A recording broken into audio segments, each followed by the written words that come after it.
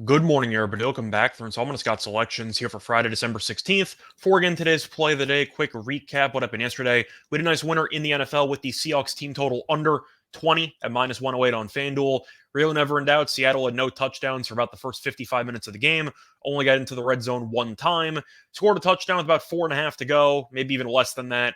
But then they didn't get the ball back. Niners ran out the clock, and Seattle finished the game with 13. So game went the way we thought it would. We thought Seattle's offense would really struggle in the trenches against the Niners' defensive line, and Geno Smith ran for his life the entire game. He really didn't play that well, and the 49ers defense continues to look like the best defense in the league by a wide margin. But never in doubt, look for another easy winner here on Friday. And for today's play, they going to pivot once again to the NBA. Look at a matchup between the Hawks and the Hornets taking place at around 7 p.m. Eastern time.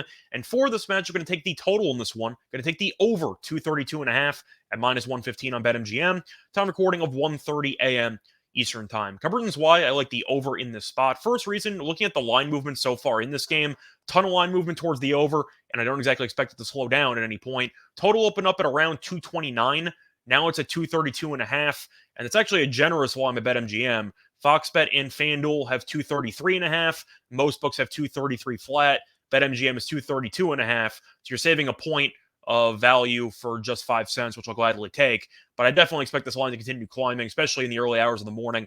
I think it probably closes closer to 235, 236. I really don't see any under money coming in on this game based on how these teams have played recently defensively. And to go into those numbers, both teams atrocious on defense lately. The Hawks have allowed at least 120 points in each of their last 4 games, and the Hornets have actually managed to outdo the Hawks with defensive ineptitude, as the Hornets have allowed at least 119 points in each of their last 5 games. The defense was so bad that Charlotte head coach Steve Clifford actually called out the entire team defensively in a press conference after their overtime loss to Detroit, gave up 141 in that game, 127 in regulation. And I don't think it's really going to do anything because of the fact that Charlotte's overall roster does not have any defensive stoppers whatsoever. And to go through the recent defensive numbers just for efficiency purposes, in the last 5 games, the Hornets rank dead last in the league in defensive efficiency, and it's not even close. And the Hawks rank 26th. So both teams are bottom 5 in defense in the last 5 games.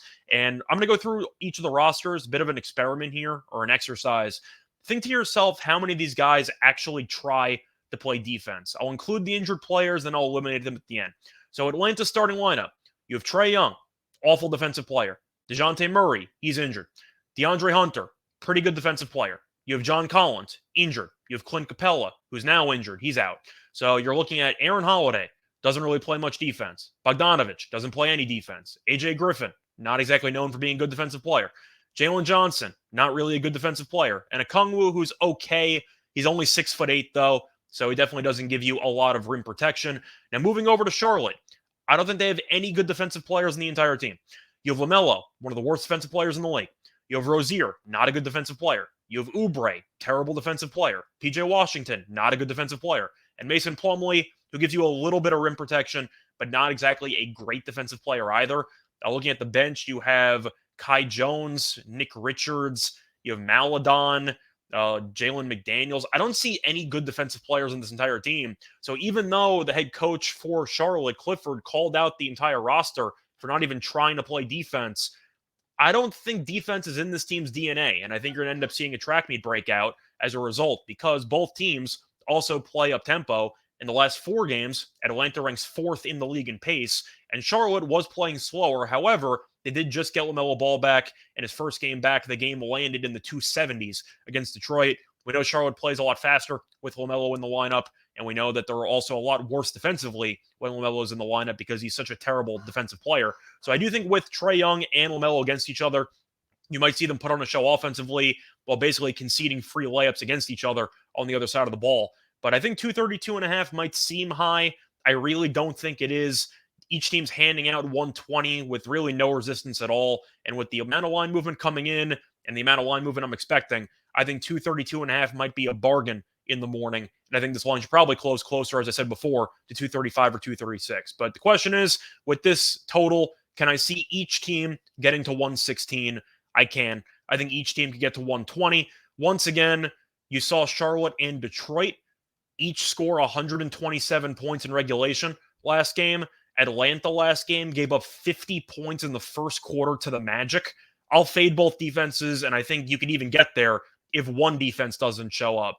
If I told you Charlotte scored 130 something points against Atlanta's defense, you probably wouldn't be surprised. And if I told you Atlanta scored 130 points against Charlotte's defense, you probably wouldn't be surprised either. So I think there's a couple ways to get there, and for that reason, I'll take the overs. Play that once again here for Friday, December 16th is going to be on the Hawks and Hornets over 232.5 at -115 on BetMGM. Bye, everyone.